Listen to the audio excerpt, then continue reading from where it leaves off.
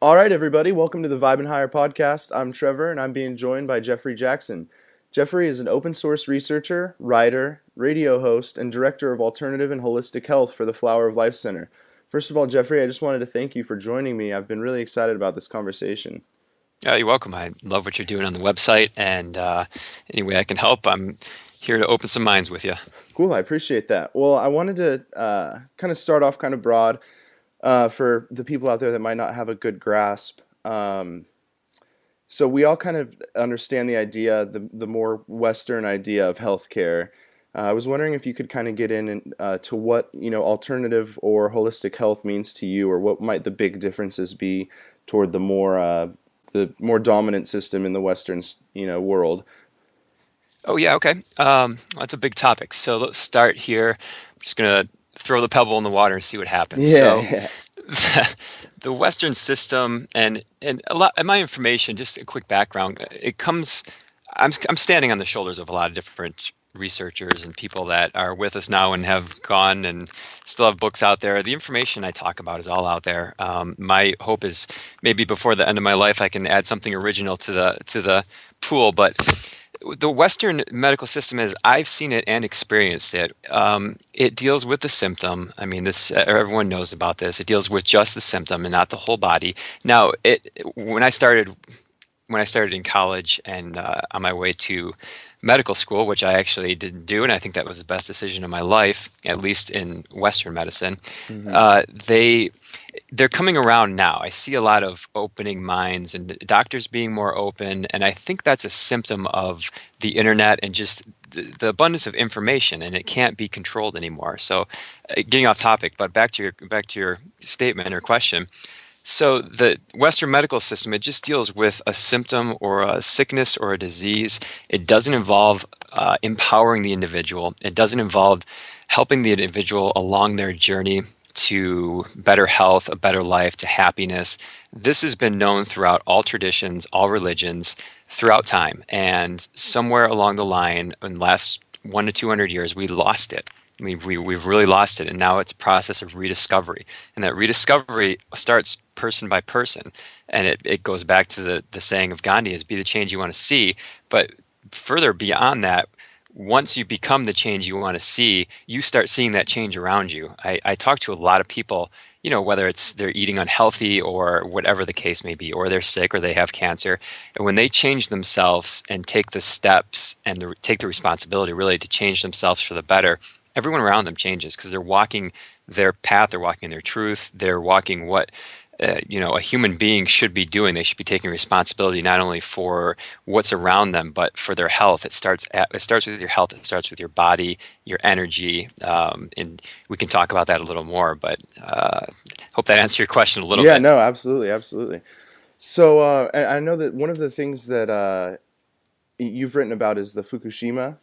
Yes. So, where do you think that we're at as far as what's going on there? I know that 2014 is supposed to be a big year as far as I guess this is when supposed to start getting a lot of that radiation.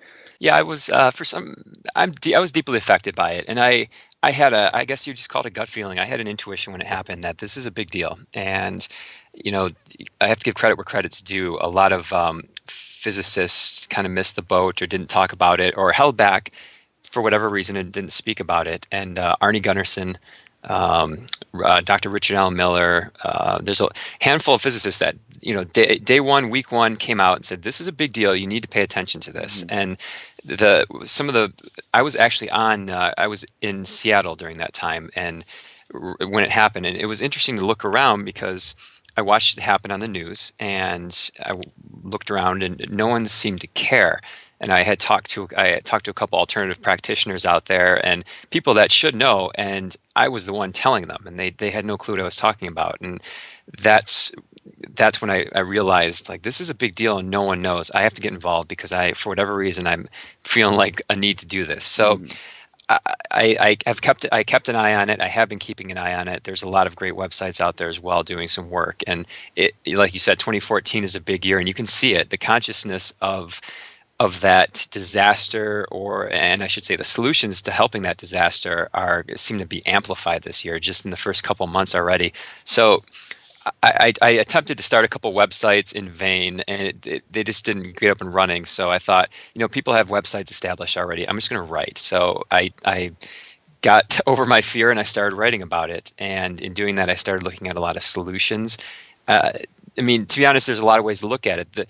There's a lot of fear out there right now, and rightfully so. It's a major situation, and I don't blame people. There's a place for real reporting, and unfortunately, the real reporting is not happy news. So that's where the individual comes in, and they can decide whether to be scared about it or to be empowered by it and say, hey, maybe this is a wake-up call, and maybe this will change more minds because it has to change. Otherwise, this may be humanity's last hope, so to speak. So, I'm not going to say by any means it could be looked at as a positive, but it may be the kick in the ass we need to really start realizing, like, whoa, some of these technologies are way off base from where they should be. So that's one of the things I wanted to focus on was solutions. There's a lot of people out there doing the fear-based thing. There's a lot of people out there doing straight information, which I don't have access to because I don't have contacts on the ground in Japan. So, but I do have contacts in alternative health and alternative physics, a lot of other areas, and I think I'm trying to leverage that, and that's where I see it now. It's an unknown. It's an unknown. I mean, the bottom line, if you were to ask me what's going to happen in 5 years, I really don't know. From what I see, I'm reading the same articles as everyone else, and I'm reading the same on the ground reports, and it's rough. It's heartbreaking to read some of this stuff, and I guess the best thing I can tell people is learn about ways to mitigate radiation in your own body. Um, to go a step further, this may be a little off topic, but radiation and GMO foods and fluoride in the water, whatever you want to add to that, Mm. those are physical contaminations, but they hold an energetic property. So water that's contaminated, for instance, with radiation, there's radioactive isotopes, and there's radioactive. But once those isotopes get in contact with water, or the particles get in contact with dust, there's an energetic transformation there. So the water, there's two parts. If there's radioactive particles in the water, those can be filtered out, but the energy of the radioactivity still remains in the water. So there's my next article I'll be writing. I've been working on it for months. There's a lot of water researchers out there that are working with the energy of radioactivity in the water, and if that can be addressed. Right now, it's not. Very, very few people are addressing that. It's all particles. It's particles, and it's the isotopes in the water. So if that can be addressed, the energy of the radiation in the water, perhaps that's a solution. There's a man out there. His name's Clayton Nolte. He's doing great work. Dr. Gerald Pollack's doing amazing work as well with his fourth phase of water. These are people that should be spotlighted and should be looked up, because I think that holds, at least for the ocean, because that's my main concern. I think that holds a possible solution to part of it. Yeah, I mean, it seems like, and it's crazy because you don't hear anything about this on the mainstream media. And if one is to, hear about it and want to dig into it on the internet a little bit, you kind of get a 50-50 on articles that say, oh, everything's okay, don't worry about it, and then you get these ones that are say, like, oh my God, the ocean's dying, the food is poisoned, what are we gonna do? I tend to think that it's probably, I mean, it's a serious situation. It's scary. Those, I think, from the way I see, I went through the whole series. I went from fear, extreme fear, to, I have family out on the West Coast, and I Mm-hmm. went to a point where I'm not going to visit them anymore because I don't. So I went from extreme fear to the other spectrum of empowerment. And when you read those things you just mentioned online, when you read certain people's articles or certain people's reports, the way I look at it is they're writing at their level of consciousness. So when you're reading a fear-based report, you're right. You're I shouldn't say fear-based, because it's when you're reading someone that's talking about how horrible it is, it's the end of the world, woe is me. That's coming from that consciousness of that person, and perhaps they haven't been exposed to some solutions. It goes back to empowering yourself with health. If you know that you're not going to get a cold again, and you are eating healthy, And I'm not at all trying to compare this to getting a radioactive poisoning or anything like that. But if you haven't been sick for a while, you're eating healthy, you're doing what you need to do, colds, flus, all this stuff, they don't bother you anymore. It's not a big deal. So when you read a news report and it says flu season is upon us, or oh my God, it's an epidemic, it's almost laughable. But a lot of people that, if I'm a person that's not empowered, hasn't done the research or whatever the case may be, that's a scary thing for me, because I think, well, is one bout of flu and I might be in the hospital. I might be sick, get pneumonia. I know a friend that died from pneumonia, blah, blah, blah. So it becomes a point of like, all right, I'm going to surround myself with solutions. And it's a lot of work, sure. And it takes, you got to go out of the comfort zone and you got to turn off the mainstream news. But when you start looking at just solutions, like we all know what we're up against. So why focus the consciousness on that fear? I know it needs to be reported on, and the people reporting on it are doing what they need to do, because they're going to reach the people like myself 5 years ago that knocked me out of my trance. And that's that process everyone has to go through, that step process. And it's denial, then anger, bargaining, depression, acceptance, and then finally action. And the action phase, once you get through that, is very powerful. No one can stop you. Mm-hmm. Yeah, no, we just interviewed Laura Eisenhower actually this week, and we kind of had that conversation about the dark night of the soul, and this kind of awakening that you have. But I wanted to kind of get into, I don't know if you know any ways, because you were talking a little bit earlier about ways to kind of mitigate any radiation coming from over there. Mm-hmm. Yeah, but real quick on Laura Eisenhower, what a wealth of information she is. Oh yeah, that was Dark Night of the Soul. That's really what it's all about. It's having faith. You're either going to have faith in your fears and live from those, or you have faith in truth and live from that. And having faith in truth is not always easy, because it is what it is. It's faith. So you can't see the road a lot of the times. You just have to jump, and it's a daily thing. Mm-hmm. So get back to your question. So there's a lot of people out there. See, one of the things I'm struggling with is there's a lot of information and disinformation out there on ways to do that. And a lot of it, or some of it, is based on people's financial gains. Unfortunately, there's some people trying to, and they may have solutions that I don't know about yet, or maybe haven't researched. But one of the things is the person, Dr. Russell Blaylock, he was one of the first doctors to put his reputation on the line and say, this is how you detoxify your body, or you protect your body, I should say, from radiation. Turmeric is one of the best things you can possibly do as far as detoxifying or protecting the internal organs of your body. Tincture form, there's a couple good Interfoods has, and by the way, just to state clearly, I don't. Because I'm an open source researcher, open source writer, I don't get paid by anybody. So as far as my information is concerned, so I have no vested interest. When I have these people's names and I talk about products and things like that, it's because I've researched it and I've done the work, and I think it's best out there. Okay. So make sure you have water filters, clean water. Again, there's a handful of people doing a vortex water. It's called flow form water. And this goes back to structuring the water.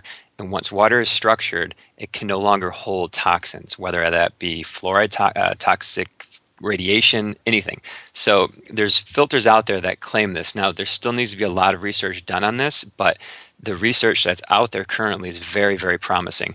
That goes back to the work of Emoto in Japan. That was the springboard of it. Like I said before, Gerald Pollack, another big one. When it comes to supplements, there's higher doses of vitamin C that works. Garlic, another big one. And let's see, alpha-lipoic acid, just to name a few. I'm just going off the top of my head right now.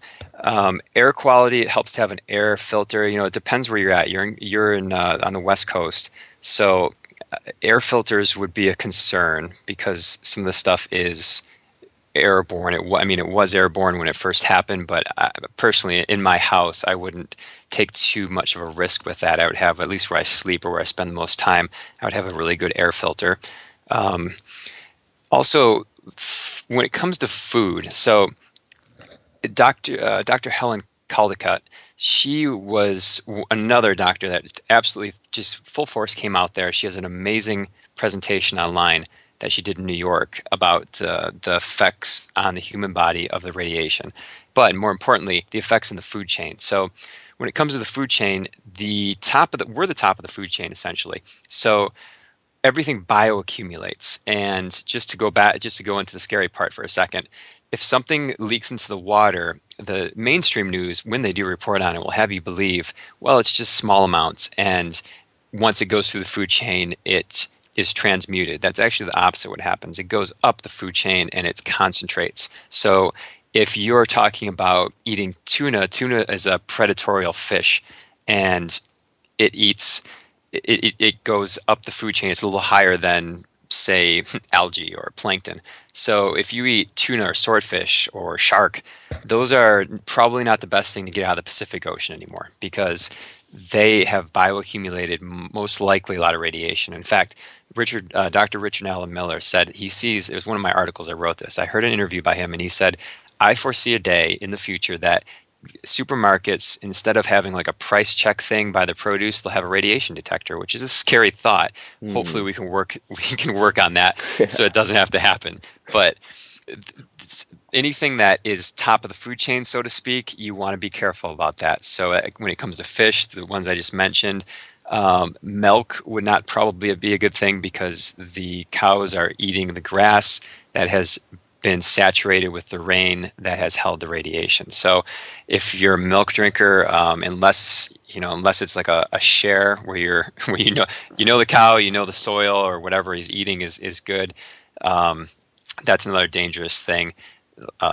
In I believe it was Belarus after Chernobyl, they put a hold on, or a lot of places in Europe after Chernobyl put a hold on a lot of the food that was being grown just because of that fact right there, because it came down in the rain and it contaminated the food. Unfortunately, we're not seeing that in the United States. In fact, there's not much detection or not much public disclosure of the levels, and the EPA raised the acceptable levels. In my opinion, that was a smoking gun. I wrote an article on that. They did that in Russia during Chernobyl, where they raised the acceptable levels. So what that does is it covers them.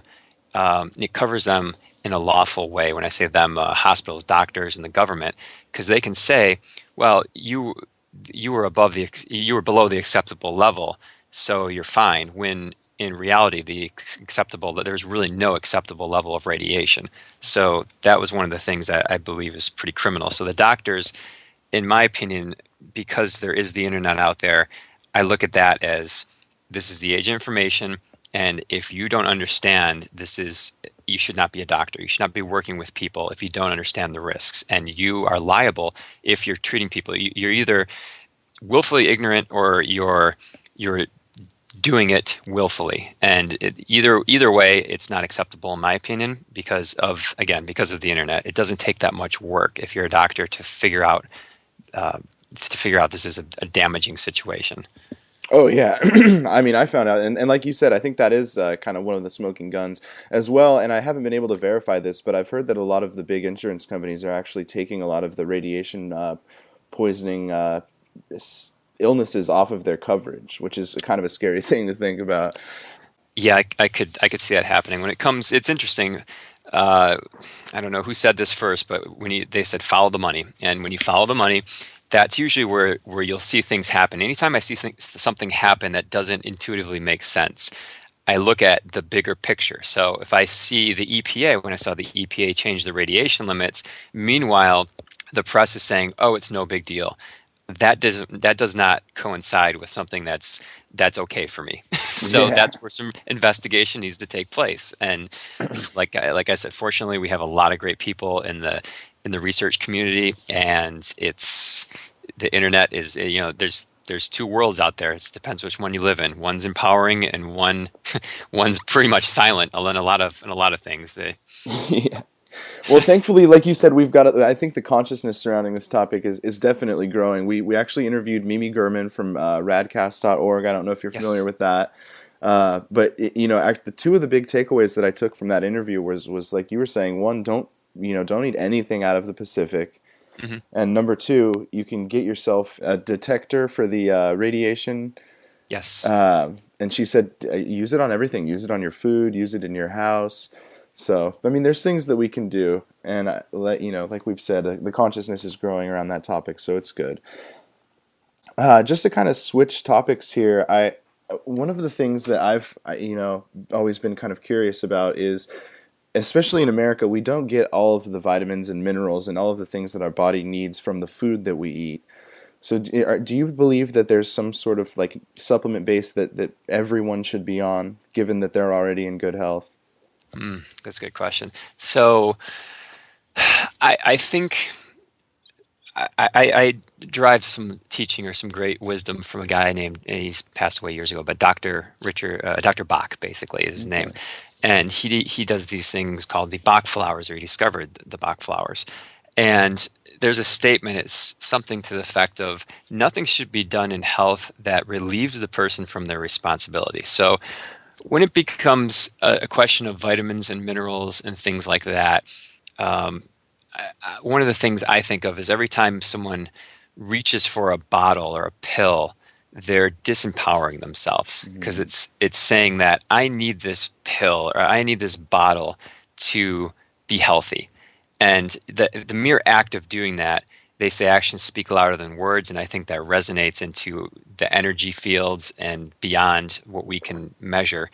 I think just the very act of doing that is telling, whatever you feel the creative forces in the universe, that you made me whole, but I don't trust you, so I'm going to go ahead and grab this bottle. So taking the microscope a little closer to the answer, I think plant-based vitamins and minerals and nutrition for that matter is the way to go. So anything that's synthetic, I can't endorse. Anything that's made in a lab. I mean, if it's made from from materials, plant-based materials, it's okay, I guess. But the plants are able to take up the correct minerals and vitamins and the correct isotopes of those minerals that the body can use. So, for instance, there's a lot of different isotopes of calcium, and the stuff they put into milk, they add that sometimes, or they add it. I'm sorry, they add it to like vitamin C, um, and they add vitamin D, and they add calcium to orange juice, or they'll add it to almond milk. Those aren't the correct isotopes that your body can use. Hmm. But plants have taken up the correct isotope. So that's why people that are sick, have cancer, Hippocrates Institute in Florida, they go and eat a raw food diet, and a lot of them get cured. And it's because they were starved of the vitamins and minerals that typically they were just going in and going out, and they weren't affecting, the energy was not the correct type to affect the body. So I think a multivitamin, perhaps it's not going to hurt if it's a plant-based form, but I really think getting your own food, learning to, I mean, it's not an easy answer, but learning to garden, if not doing a raw food co-op, or getting that started in your city, I would recommend looking at a girl named Christina. She goes under Fully Raw Christina. Okay, yeah, She, yeah. she is actually, I'd recommend her for an interview. She, I believe she started it in the end of her college career with about 6 or 7 people in her living room, and it's turned in. They're feeding millions of people, and it's just a raw food co-op. And farmers go there. They give food to needy people, and it's a way for everyone to eat raw. It's everyone get their produce, because that's one of the big issues. Is I'm sitting here and I'm in the middle of a snowstorm, and I'm thinking, well, I can't grow my food. I can't grow my food for 5 6 months out of the year. So what am I going to do? So there's different strategies, and for her, she's in Houston. She decided to do this year round. She's got her food now, and she's, perhaps for some people that may be a little extreme. I mean, extreme by the standards of a American diet, which to me is not that extreme, because I think the American diet's very extreme. But I, the easy answer, I guess, for your question is uh, raw plant foods, whole plant foods. If you can do a juicer, get a juicer. If not, they have green juice powders. There's a book called The pH Miracle. I would recommend everyone look through that. It's about basic alkaline and acid base of your body and what foods and vitamins and supplements and minerals do to those. And if you're alkaline, you are going to be healthy. If you're acid, that is going to be an unhealthy state. That's a state where cancer can take root. That's a state where sicknesses and illnesses are born. So plant-based is the way to go. I mean, if you look at a lot of the old literature, I mean, even, you go back to Da Vinci, he was drawing pictures of the internal, from dissections, the internal human body, and you go back to the Bible, they didn't talk about, there wasn't a lot of literature on cancer. I mean, we have books and books and books about cancer right now. Where was that back, 500-600 years ago? Where was that? There was just small incidences of it, and it goes back to the diet. Yeah, I mean, and who doesn't know somebody, nowadays that has been affected by cancer? Hmm. It seems to be skyrocketing over the past few decades. That's for sure. Yeah, I Uh, could speak on that for a while, but I'll yeah. let you lead the interview. Well, we were getting into growing your own food, and I think what you're trying to say is that we should definitely try and get all of the nutrition that we need from what we eat, right? Yeah, So there's absolutely. definitely a lot of negatives that come with, the technological advancements that we've made, and especially in agriculture with GMOs, but there's also some positives with those. I mean, just down the road from me, there's an urban gardening place where you can get they're like these upright cylinders that you can literally put in the corner of your living room that they vary in height, but they'll only take up at the base only about a square foot, and you can grow. I mean, they've got everything there. It's just incredible. Yeah, aquaponics.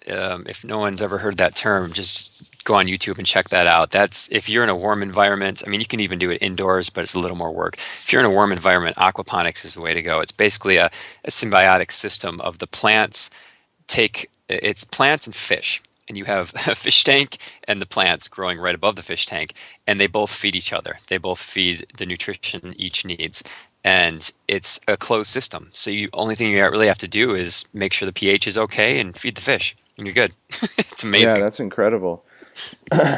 Well, how about now that we're kind of talking about GMOs? I think the simplest way that I can think of to avoid GMOs, and I think hopefully you can elaborate on this a little bit, is just to go organic. I mean, in a society where GMOs are so prevalent, such as the United States, is it that easy to avoid GMOs? Just go Uh, organic. that's the first step. For someone out there that is just hearing this, I doubt there's many people out there that listening, hopefully, that don't know what GMOs are, but the organic's the first step. Now, there can be organically grown GMO food. So that's one of the blind spots a lot of people don't understand is I could have GMO corn, but it's grown organically.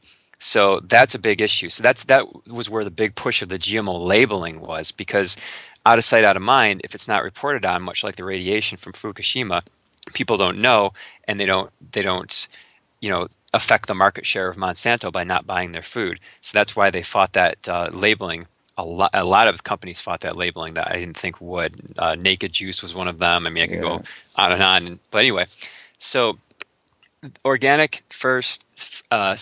If you want to get the highest level, make sure your seeds are non-GMO and grow your own.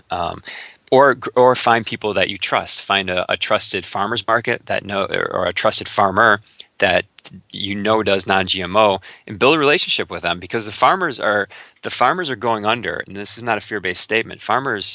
We've lost our farming base in the United States, and it's further being eradicated with a lot of the laws that are being enacted. They can't continue to they're being taxed basically into oblivion. So if a community rallied around a farmer and bought the food from them instead of having it shipped in from New Zealand or wherever some other place where it's questionable what's in it or what it was sprayed by, it's an easy way to go. And as far as the environment's concerned, if you're going to go that angle, you're not shipping your food in. You have a relationship. It's right down the road. You know where it's coming from. The bottom line would just be know where you're sourcing your food from. That's going to be moving forward. That's going to be an important thing because with the dollar's been losing purchasing power, and food is getting more expensive. What they're doing is they're changing the packages. Going off on a little tangent here, but I'll bring it back. No, no, please. They're changing the package size. So if I walk into a store and I buy the same bag of chips for the last 10 years, it would really alarm me if that bag of chips went from $2, and then I saw it to go to 3, then 4, then 5, I would start having some questions, and eventually I would start writing petitions or talking. So what they've done is to keep people calm, once again, out of sight, out of mind. They're slowly changing the bags, or for this example, the bag of chips. So what that bag of chips used to be 12 ounces of chips, now it's 9 ounces, now it's 8, and now there's a little more air in it than usual. Or my energy bar that I buy feels like it's only half the bar in there now. So they're changing the serving sizes, and this is a direct correlation of it's harder to get this food because things are becoming more expensive. So the easy solution for that is A, grow your own, but B, get with a local farmer, because it's a win-win. You're supporting him. Actually, it's a three-way win. You're supporting him. You know where your food's coming from, and you're going to pay less. Yeah, I'm actually lucky enough to live in an area where there's a farmer's market every day of the week that I can get to. Oh, it's beautiful. Yeah, it really is incredible. Well, how about you kind of touched on fluoride a little bit earlier. Is that something that you try to avoid? Absolutely. Okay, so Yeah. I'm sorry. Go on. well, I was just going to ask you how do you go about making sure that you don't get any fluoride in your water or maybe getting fluoride-free toothpaste? Is that something that you do? Yes. Fluoride-free toothpaste, Tom's of Maine, and then I have a Pro Pure water filter. Um, it's when I go out. If I go out for dinner, I very rarely do that, but most of the time the water there is fluoridated. The biggest thing is Fluoride Action Network is one of the main hubs for information on this. If anybody's out there looking, Fluoride Action Network, they not only give information, but they're leading the charge to take it out. So it's city by city. This is the only way this is going to happen, because we, as a people, have wanted this out of our water for a very long time, and it simply hasn't come. So what people are doing now is they're going to the city council and they're saying, look, putting you on notice, this is a poison. Harvard Medical School just did a study a year ago and came out and said it lowers the IQ of children. So it's no longer debatable. It never was debatable, but now there's actual relevant recent information that you can hand to someone and say, here's this, or here's this book. And you put the person on notice. There's always an individual that has a say in this, or many individuals on your city council. So you say, I'm giving you 30 days. I want this out of the water system. Or if it's even more powerful, instead of going to a city council meeting, you get a petition. Then you go to a city council meeting with that petition and you tell them that. And if they don't do that, then, I mean, this is a next step. This isn't for everybody, but you personally sue the individual. So you're not suing the city of, Los Angeles to get that out of there. You're suing John Doe, who is, city council assistant head that's putting that in there, or you sue the person at the water company that's doing this. Because I mean, it's an attack. Fluoride. I don't want to get into the whole history of fluoride. There's a lot more information out there, and people talking about it better than I can. Yeah. But Dr. Paul Condit does a great job, and bottom line, it's a poison. And again, like I said earlier, if you follow the money, it's the excess leftover, I guess, poisonous elements of the fertilizer industry and the aluminum industry, and most of it comes from China. So when it's labeled a product, it no longer legally becomes toxic. So if I'm a company and I have this toxic product called fluoride, I have to pay a lot of money to get rid of this in a environmentally friendly manner, for instance. But the second you come along and say, hey, what was that stuff you have? Is that fluoride? I'll buy that from you. The second money exchanges hands with us, then it becomes a product and it no longer adheres to those same principles of toxin. So that's how they can get around that. So it's actually it's a win-win for the city, because typically they'll save money because they're actually buying it to put in the water. So that was one of the big things. We tried to start an initiative here. We're still trying to push it. But Detroit is broke. In case anybody doesn't know, I'm calling from Metro Detroit here. So Detroit is broke. They brought in an emergency city manager. The pension funds are getting cut, and it's all about money. We have no money. We're broke. Well, the big thing was take fluoride out of the water. There's $100 grand ish that you'll save per year, and it's a win-win. It was, wasn't well received, but we're still working on it. Yeah, and I mean everybody's familiar with that video. I think it was about a year ago that it was in the news that there was a fluoride spill. I think in the parking lot of a water treatment facility, and it was actually burning through the concrete, which is lovely. And Well, I'm sorry. go ahead, go ahead. There is a big movement for people. I'll call it again because I haven't heard everybody talk about it. I'll make the statement now is to take a tour of your water plant, a water facility, and get a picture of the area where the fluoride is kept or the area they dump it into the water system. That's not going to be the easiest thing because it may it may get some people staring at you weird, but there all the pipes are corroded. There's a couple videos on YouTube of people have done this. All the pipes, just like you said, are eaten away. They're corroded. It's a really bad looking area, and it's because it's a caustic material. It eats through everything. Yeah, and I think it's crazy. But I mean, luckily you went into some of the ways that you can. I mean, it is fairly easy to avoid. I think I managed to avoid it fairly well. But another thing I think, and you can correct me if I'm wrong on this, but to be aware of is that most of the drinks out there, if you just go and get a soda or something like that, they use tap water in it, correct? So there's a Yes. good chance that there's fluoride in that stuff as well. I'm going to go back to what Laura Eisenhower said, "The dark night of the soul." Hmm. That was that was one of my days of awakening where I had a freak out. I had a little freak out moment, and I thought, I read about fluoride, and I thought, okay, I'll just get a water filter. And then I started looking at labels, and I thought, wait, it just says water or filtered water. I said, it doesn't say triple osmosis filtered water. And I thought, oh my God, it's everywhere. Yeah, and I mean, you can correct me again if I'm wrong on this, but it's not on any of the labels. So it'll tell you how much fat is in the water, but on none of the labels here in the States will it say if there's actually fluoride in it, right?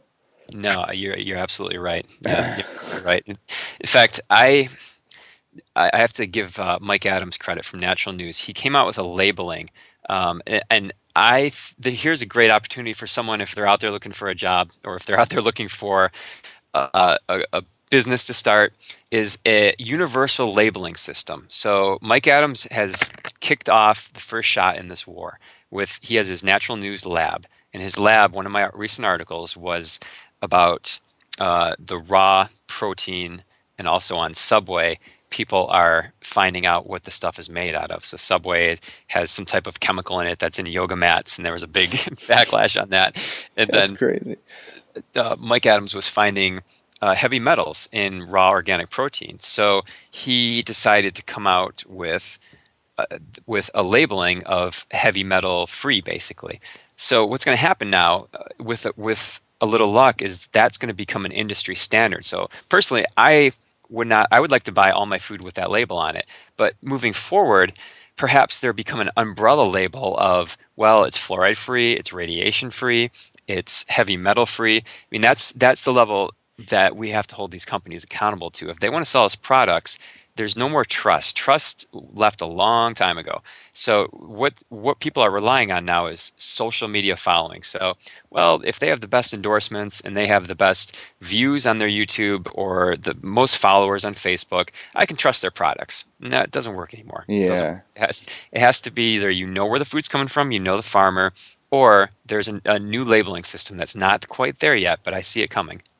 Yeah, that's kind of one of the next issues that I wanted to get into was, and we have spoken a little bit about the growing consciousness, and I see it around food as well as other things.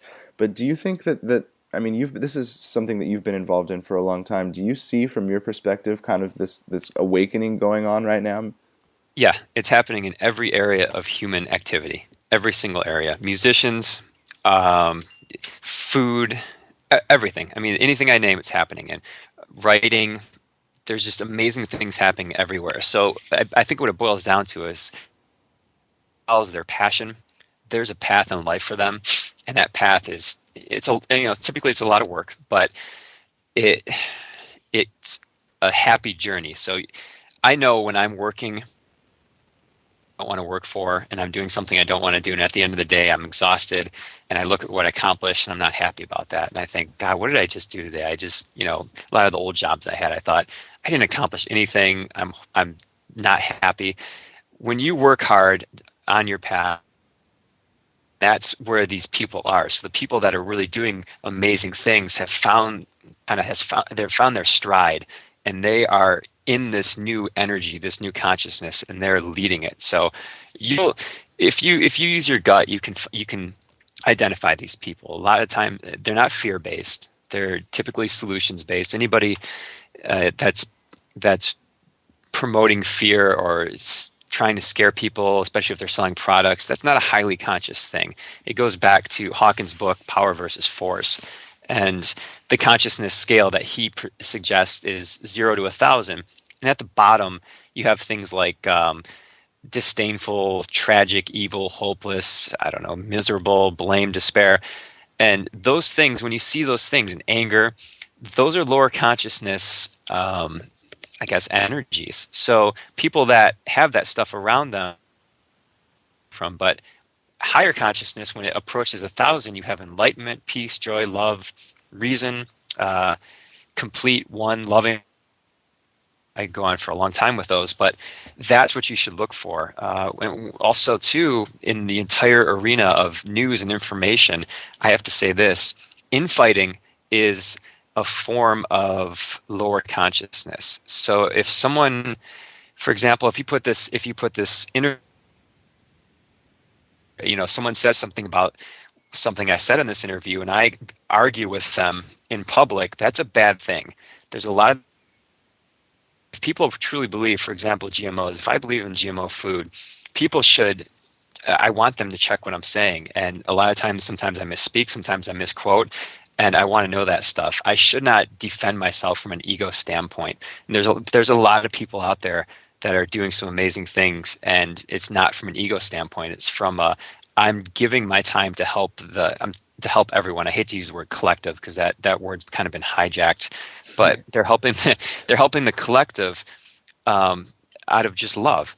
I mean, a lot of people in this movement. I know a lot of people in the I don't know, conscious health movement, and they're doing it with no money. I mean, these people are doing it for free, and they've been doing it for free for years, and they don't ask for money. And it's fascinating. In fact, there's Luke Rudowski from We Are Change, one of my heroes, and ironically, he's younger than I am. But he had a tweet recently, and he said, "I don't have many physical possessions, but the experiences in my life I wouldn't trade for anything." And that's the essence of it right there. It was so beautifully put. It's when it comes to that consciousness, it's the experience, it's life, and that's how you raise your consciousness. It begins with getting outside that fear and having life experiences and gaining knowledge. That's what we're here to do. Yeah, I mean, I can definitely say from my point of view that there seems to be this global awakening. It's something that I like to talk about on the website a lot, and it seems to be almost exponential. Every Yes. day it is growing extremely, and It's one of the things when I first got into this, I was fear based because I learned the information, and everyone I was listening to was fear based. And I learned the information because there wasn't that, I mean, I shouldn't say there wasn't that hope. The hope was there, but a lot of people weren't talking about it. And as we go forward, I think it's a self-perpetuating thing. As we, the people, gain hope, so does the rest of the consciousness. We have to remember our purpose by taking action and searching for it. So each person out there just has to, you know, if I'm responsible, for example, my family, very fear-based. Aware, but very fear-based. And I started talking about solutions and actually doing solutions for myself. And they came around and looked at me and said, "Hey, what are you doing? Why are you growing that? Why are you juicing that?" And in doing that, I was able to educate them. Where before, talking to them, it was like banging my head against the wall. They wouldn't listen. They were laughing at the stuff I was doing. So you have to go outside that paradigm, the normal paradigm. But it's easy now. People have already, there's been trailblazers now that put their name and life on the line, and they've lost everything to get us here where we're at. So now the doors are already open. We're just flooding through it. And I wake up every morning, I think about that. I think about the people that what I'm doing is easy. Some of the stuff that people went through to get this information out, or the information I read in a book just to get it there, these people sacrifice their lives and their families and things like that. So we have it easy. yeah, and I mean, it would seem to me that a lot of our problems are a simple matter of just enough people being aware of it that we can just say no. Or, Yeah. we're not going to do it that way anymore. I saw, there's this little kind of internet meme that goes around that I really like. That's this, a politician kind of standing there at the end of this board, almost like a plank that you would see on a pirate ship, standing at some podium, and then there's a group of people watching him, and it says the people, and they're standing on the other board. He's sort of hanging off this cliff. They're standing at the other end, and they're basically holding him up, and it said the people don't know their true power. Yeah, I love that picture. I have Yeah, that yeah, as a screensaver for a while. So love that that. that goes back to energy, and it's a term that's used in a lot of different areas. I think energy, in my opinion, is like consciousness. It's a very flowery, fluid term that has a lot of definitions, but it goes back to your energy. So energy follows thought, or as I've heard it put before, energy flows where attention goes. So Mhm. if our attention is on mainstream media, mainstream news, they are getting our, so to speak, energy. If we are fear based, they have our energy in a lower consciousness and they can keep it there. That's why, ever since I've watched the news since I was young, I've never seen very many happy stories. They definitely don't lead with happy stories, I'll tell you that. Yeah. So the it's conscious happy people evaluate their beliefs based on whether or not they are helpful to them, whether or not they provide happiness to them. So belief systems should be changed. um, I've heard it put before. There's a guy named Ralph Ring, and he worked he worked directly with one of Tesla's students, I guess you would say. And this guy gave Ralph a lot of information, and he's the only person I've ever heard it put this beautifully. And he said something to the effect: "There's a difference between believing you can and knowing. So you can be led to believe anything, and God knows we have.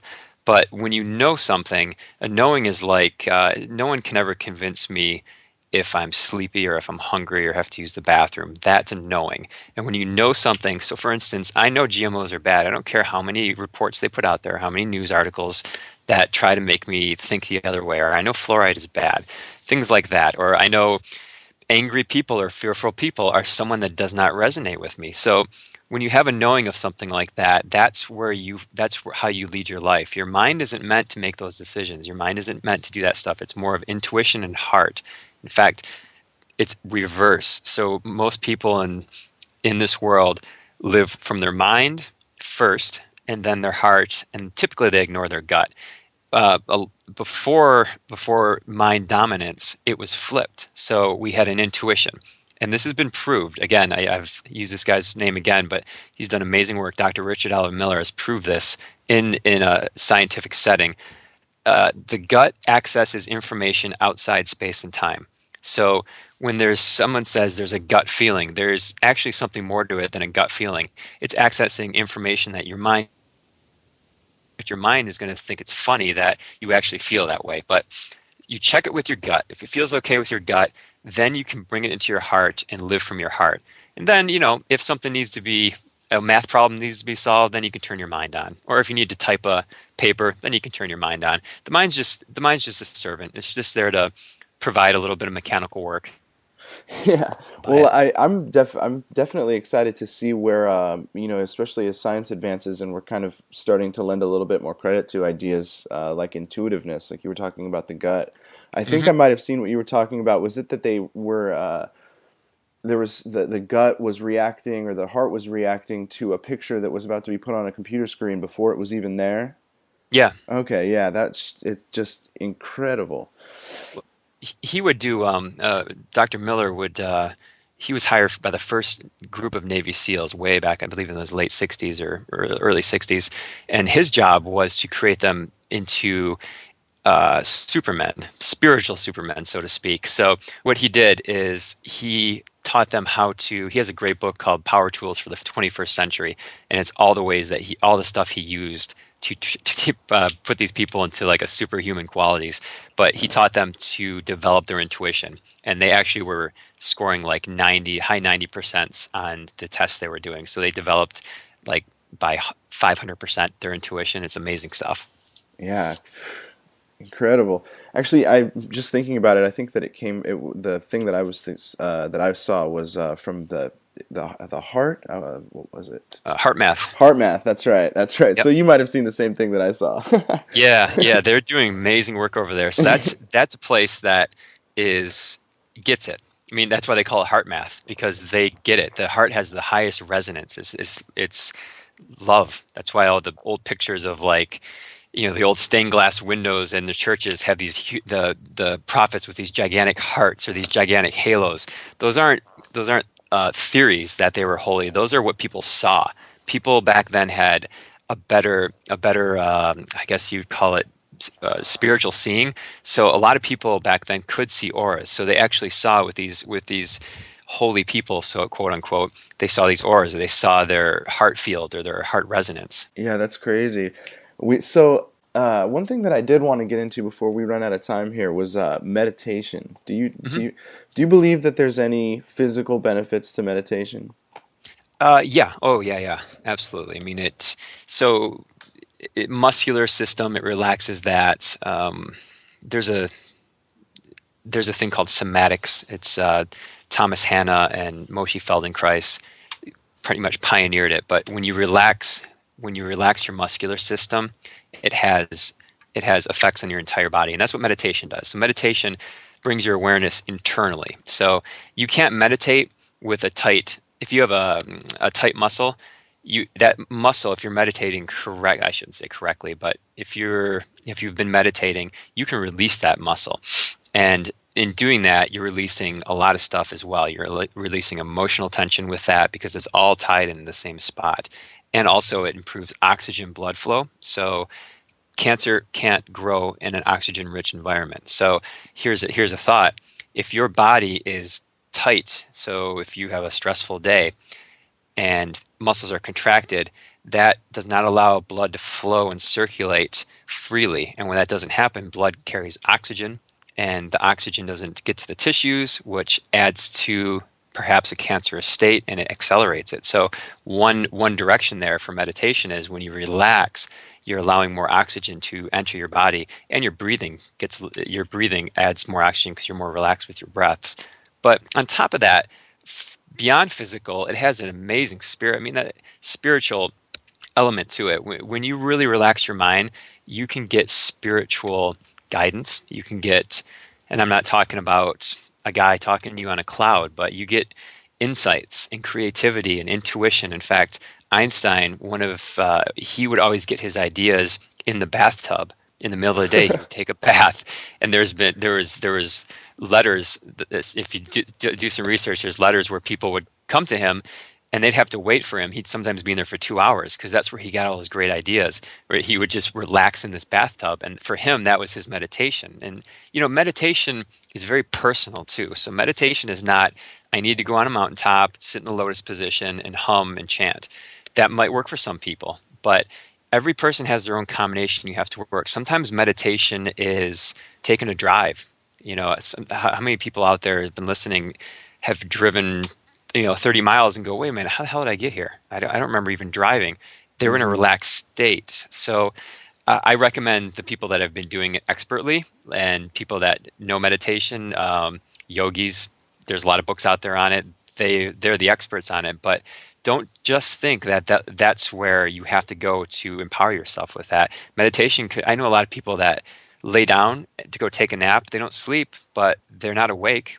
And they dream. They go into that little lower brain state. That's waking meditation. They're basically just kind of tuning their brain down a little bit, and then they're back. And a lot of those times, you get a lot of interesting pictures or insights. I want to say one. I know I'm talking fast, but I want to get this in there. Absolutely. Okay, I was in Venice Beach, and I went I listened to a Joe Rogan podcast, and he mentioned this place called the Float Lab in Venice Beach, and they specialize in sensory deprivation tanks. I have wanted to do it so bad. I know exactly what you're talking about. So there's a guy there named Crash, and he gave me the crash course in it, and it was amazing. So for those of you, I'm not even going to try to do it. Joe Rogan does a better job at explaining it, but it's basically, it turns off all your senses. So your brain operates from sensory information. So when you go in these sensory deprivation tanks, you have waterproof earplugs, you have no light, no sound, and the water you're floating in, which is saturated with, I think, about 800 to 1,000 pounds of salt. You're literally floating on top of the water, which is heated to the exact temperature of your skin. So essentially, you lose the borders of your body. Your body no longer exists anymore. So now your mind is free, and you don't have the constraints of it. So that was my biggest issue. I took to meditation very slowly, because when I tried, my mind would race just like everyone else's, and I would get I would get an itch, or I wouldn't be in the comfortable position, and my body was the main thing holding me back. So when I went to this tank, it was like meditation for dummies. I went from zero to like a 5-year expert at meditation. I went on a trip. They say it's the closest you can get to a psychedelic experience without taking drugs, and I have to agree with that. I don't know why everyone's not doing it.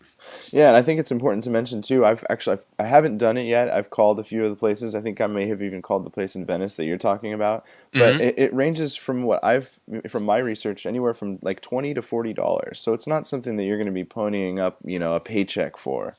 Yeah, the guys at the Float Lab made a really big point of that. He said, we would like to always keep it at the same price.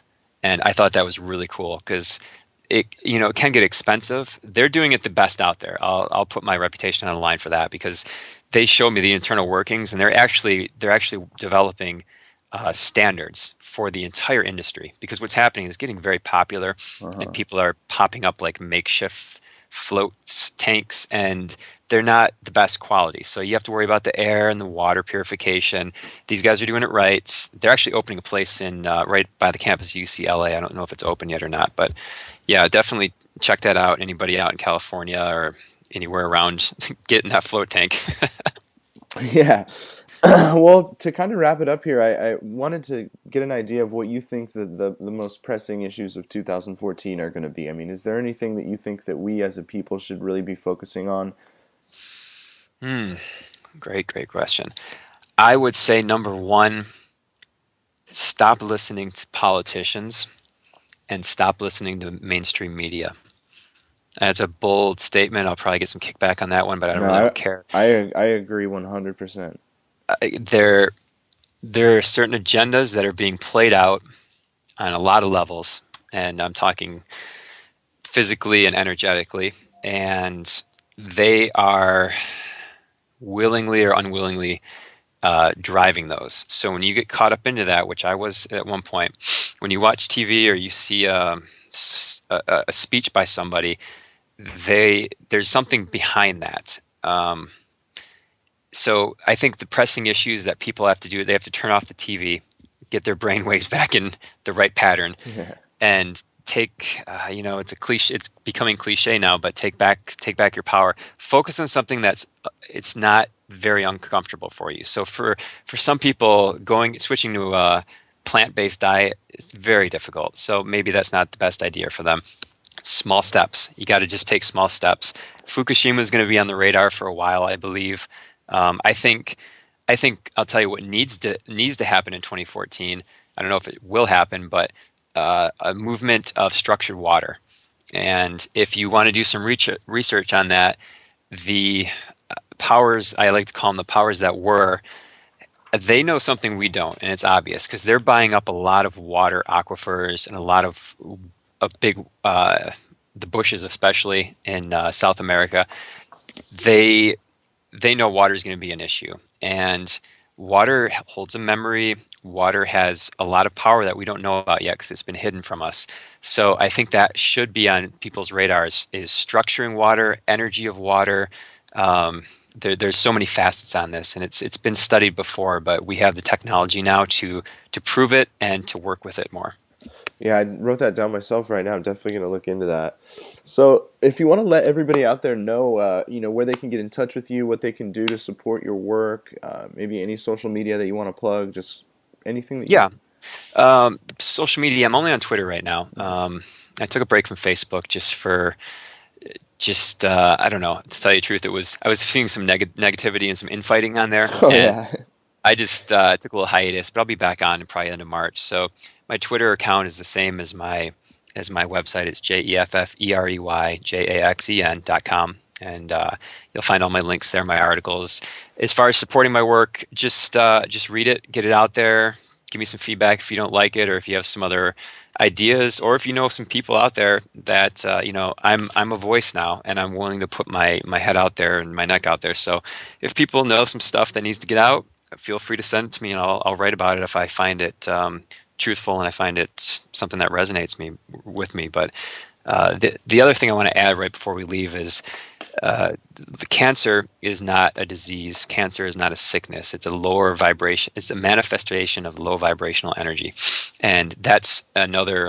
That's actually a series of articles I'm working on, and perhaps a book. But that's something a lot of people should understand. And when it comes to low vibration, low frequency, you can look that up online for what that is. But everything three-dimensional, Fukushima, GMO food, fluoride, name it, it's all lowering our vibration. So when your vibration gets to a certain point, cancer manifests. Look at the work of Royal Rife and Wilhelm Reich, and you'll figure out what I'm talking about.